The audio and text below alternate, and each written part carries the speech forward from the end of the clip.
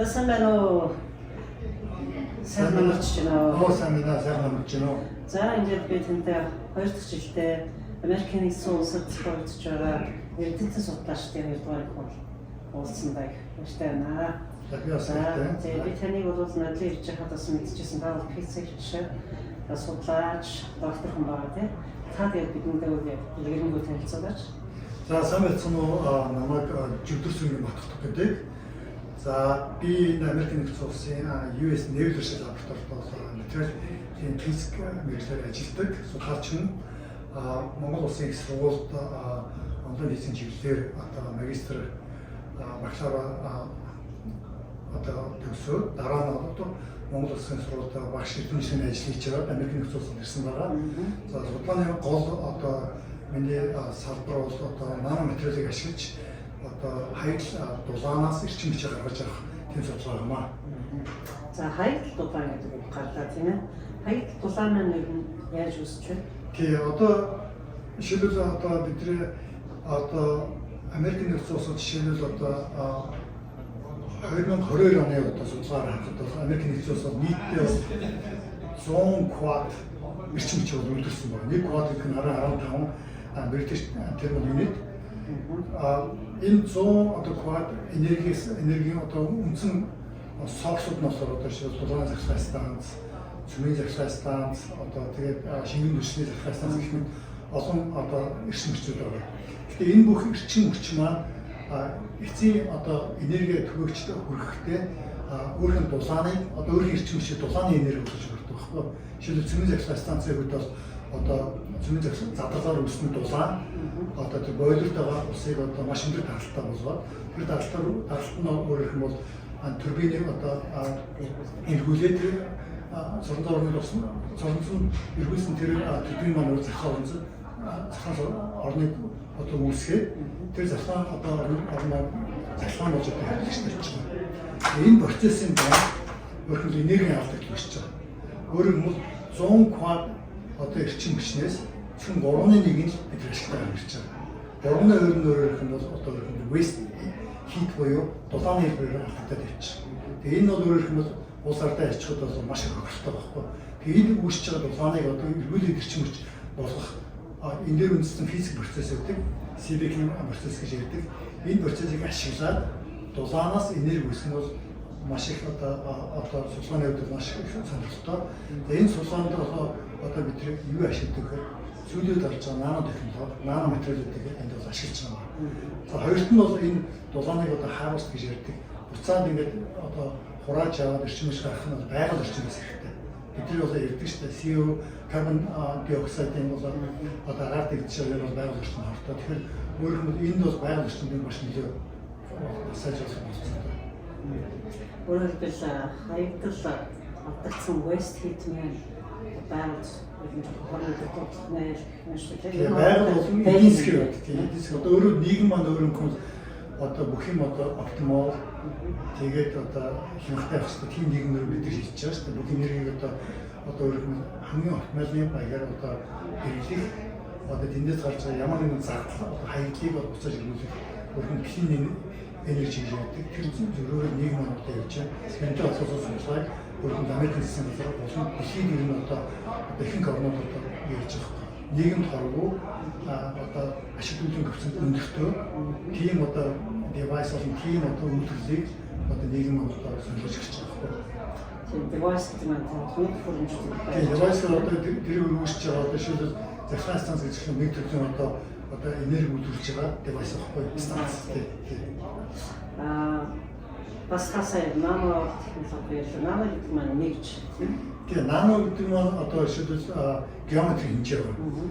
Энэ ямар хэмжээ гэхээр 1 мм-ийг 1 сая дахин хуваасантай тэнцэх нэгжийг 1 нано гэж байна л да.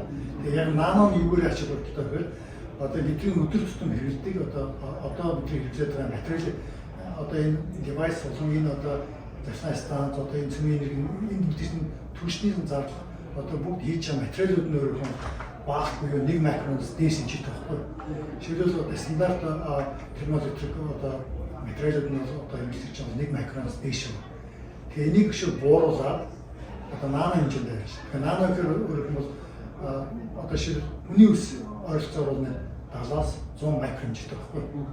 Тэгэхээр хүний уснаас маш бага 1000 дахин хоосноо тэмцэх. Тийм одоо зүйлийг бид ярьж байгаа байхгүй. Энэ усны одоо тойргийн хэмжээ яриад байна. Тийм диаметр тийм. Тэгэхээр өөрөөр бол наанад орчинд өөрөөр нь материалын шин чанар өөрөөр нь бол бидний одоо хэрэглэдэг бааск төснөөс физик болон девайстэй хол шал өөр үзүүлэлтүүд ашиг дүүлийн хөцөнд өндөр гэх нь бол ерөөдөө онлайн болон төрчний судалгаагаар нөхцөлтэй гэж байна л та.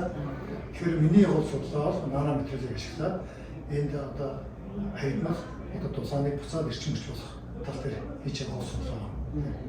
За та судалгааны ажлын хүрээнд монголчуудтайгаа хэрхэн хэлж ажиллаж байна? Тэгээ би бол материалын хийж мэргэжлийн хүн одоо Монгол улсын одоо эрдэмтдүүд бол сүүлийн маш ойр ажиллаж байгаа. Тухайлбал одоо Department of Defense буюу Америкийн багшаан финанс одоо манай Монгол улсад ойролцоогоор $1 сая төслийг одоо 2 төсөлд одоо ерөнхийдөө хөрөнгө оруулалт хийж байгаа. За би энэ төсөл нь Монгол улсын их сургууль, шинжлэх ухааны академи, Монгол улсын техникийн сургуулиудад хэрэгжиж байгаа. Мөн одоо манай Солонгост байж байгаа эрдэмтэн судлаачтай энэ төсөлд хамтарч байгаа. Энэ төслийн одоо 2 төслийн нэг төсөл дээр нь би одоо scientific advisor буюу эрдэмтний одоо зөвлөх хийгээд явж байгаа. За бидний ямар одоо материалыг гаргаж авах чинь шинэ төрлийн магнетик 2 хэмжээтэй нано материалыг гаргаж авахын судалгаанд хамтарч байгаа. Нийтдээ энэ төсөлд одоо 20 гаруй эрдэмтэн судлаач багш пост градуэйт гэдэг хамрагдсан нэлээд томоохон төсөл Америкийн засгийн газраас Монгол улсад одоо оруулж байгаа нэлээд том энэ ялангуяа одоо сүүл судалгаанд оруулж байгаа нэлээд том хөрөнгө оруулалт юм байна. За сүүлийн мэдээж одоо сансрын судалгаа бол маш эрчимтэй, ер нь бол эрчимтэй байдаг. Тэгэхээр нано технологи бол одоо IT нэвтрээд сансарт хэрэгжиж байгаа. Таны судалгааны ажилд одоо энэ хамаагдаж орж явдаг гэж үү? Тийм, миний одоо стилийг та сонссон тийм. Стил дээр бол жишээлбэл би ярьсан одоо жишээлбэл термоэлектрик генераторын хамгийн их одоо ашиглаж байгаа салбар нь бол сансар судалгаа. Мэдэр бол мэднэ жишээлбэл 2021 онд Perseverance гэдэг өөрөө явагч ангараг хариу хөргсөн байна тийм үү? За энэ ангараг хариу хөргсөн энэ өөрөө явагч гол энергийн хичээл нь бол термоэлектрик генератор. Энийг одоо тулгааны үүсгэж байгаа сорс нь юу гэхээр Араад эцтэй плутониум 238 гэсэн засраг идэвхтэй бөөцсөн. Тэгээ энэ засраг идэвхтэй бөөцсөн нь өөрөө аяндаа задраа дулааныг үүсгэн энэ гарсан дулааныг термоэлектрик генератор тэрийг эрчимч болгож ашиглаж одоо Perseverance одоо судалгааны ажил одоо дэлхийдээ холбоотой холбоо бусад одоо цахилгаан хэрэгслүүдийг ажиллахад бол одоо хэрэгжиж байгаа гол энергийн хичээл нөхгүй. Энэ сансар судалт бол ерөөхдөө одоо термоэлектрик генераторын одоо ашиглуулсан процент нь бол ойролцоогоор 21%-тэй ашигтайгаар ажиллаж байгаа. Энийг бол 21 гэдэг нь бас тийм өндөр тоо сонсохгүй байна. Тэгээ яг юуны бол бидний одоо зүйлд ашиглаж байгаа одоо технологийн хувьд бол жишээлбэл дэлхийд дээр ажиллаж байгаа термоэлектрик генераторууд бол өндөр байхгүй. Дэлхийд дээр одоо шинэ ажиллаж байгаа термоэлектрик генераторын ашиглуулсан процент нь бол нэг температурын мөчөөс хамаарат нэг 7-9%. Орж байгаа 3 дахин юм шүү дээ. Тэгэхээр бол 9% нэг 2 дахин ер нь бол их болчихж байгаа. Тэгэхээр бол одоо бидний гол зорилго бол энэ одоо дэлхийд дээр ажиллаж байгаа термоэлектрик генераторын ашиглуулсан процентыг одоо ихсгэх. Тэр дэлхийд дээр үүсч байгаа одоо илүүдл одоо дулааныг хайж дулааныг эрчимч болгох гол зорилго болгож ажиллаж байгаа. Тэгэхээр одоо эрдэмтдийн жаас планы зорилго бол уран одоо хүчин чадлаар нь байв 100% ашиглах. Одоо юм хайгаад шүү дээ. Тийм нийгэм чи өөрөө одоо тийм одоо efficiency гэдэг одоо бүх одоо хэрэгж байгаа одоо зүйл нь efficiency optimal байх хэрэгтэй. Тэр чиглэлээр одоо судалгаанууд Америкийн засгийн газар болон бусад орнууд бол энэ судалгаануудад одоо хөрөнгө оруулалт хийж байгаа. Тэгэхээр миний бол үндсэн судалгаа сөрөг судалгаа бас device хийх.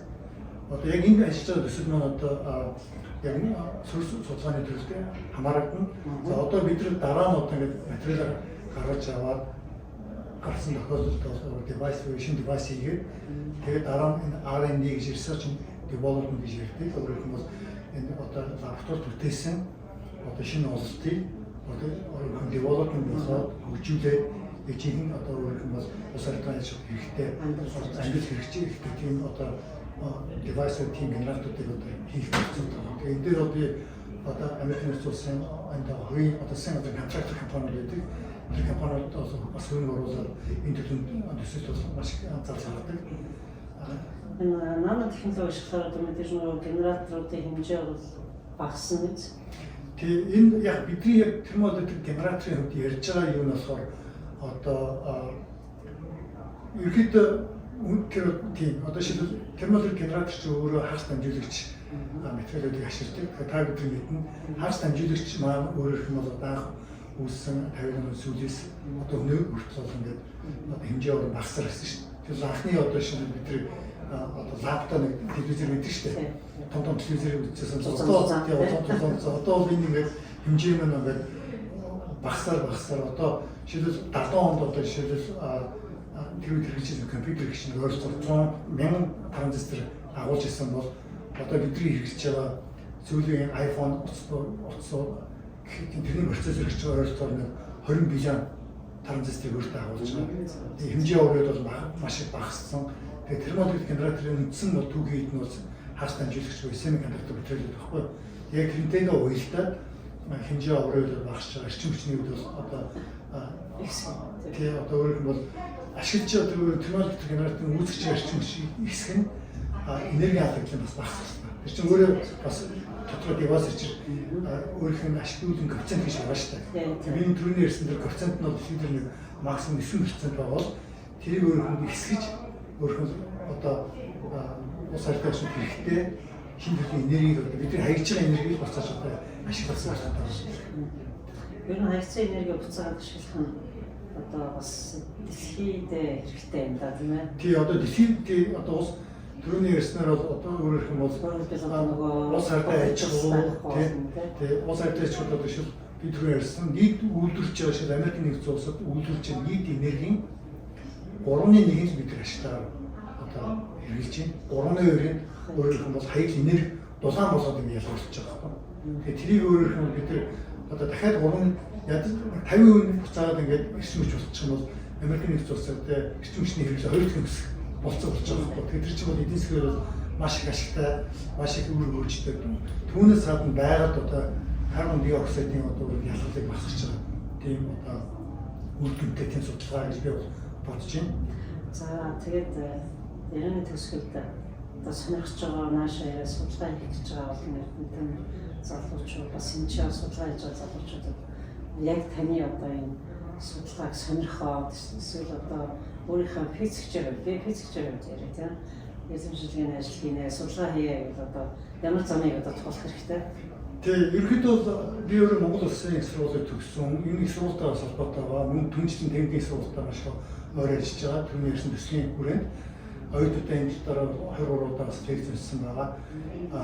Яг Монголын өөрхөн одоо basic research буюу одоо тулгуур шинжилгээ ухаан Монгол ерөнхийдөө сайн өртсөн.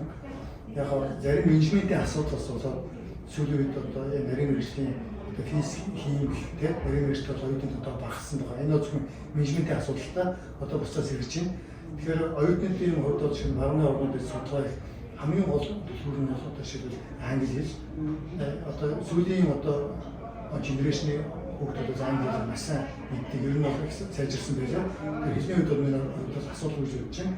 Тэгээ гол асуудал юу гэхээр одоо шийдэл Монголд бакалаврын зэрэгээр сургууль төгссөн хүүхд Америкийн нэгдсэн улсад докторийн одоо ажлын судалгааны ажлыг хийх юм бол энд ирээд одоо шилдэг шалгалтууд байдаг шүү дээ. Монголд өгсөн ч болно. TOEFL хэлний шалгалт, GRE гэдэг шалгалт байгаа. Энэ шалгалтуудыг өгчих юм бол одоо ялангуяа одоо нарийн мэргэжил, applied science-ийн энэ юугаар бол funding юм уу одоо fellowship, scholarship болцол маш өндөр байдаг. Тэгэхээр би бол залуучуудтай манай залуучууд бол ер нь бол мэддэг. Одоо мэдээлэл бол ер нь бол маш хурдтай залуучууд бол маш сайн мэдж байгаа. Энэ талаар бол ерөнхийдөө залуучууд зүйлээс их хэрч байгаа. Одоо ялангуяа нарийн мэргэжлэр одоо физик, хим, компьютерийн чиглэлээр бол залуучууд бол одоо Америкийн нэгдсэн улсад 11 онд бол маш их ирж байгаа. За баярлалаа. Одоо битэр бол бас танилуд тийм ээ ямар ч үсэн зүсээ мэддэг. Тэгээд таны ээж одоо мундаг багш хүн байна. Таны их ч бас энэ одоо мундаг Америкийн нэгдсэн улсын сургуульд бас багшлаа гэж байгаа. Эсвэл би тийм удам сайтай, ген сайтай ийм сайхан залуучуудын байдаг. Тэгээ Монголынхаа ирээдүйн хөгжилтэй сэргээд хэрчим хүч гэж хэлэх үгүй юу? Сэргээд хэрчим хүчний юус өнөр орж байгаа танд баярлалаа. Таны сайшны амьдралд сайхан хүсье. За баярлалаа.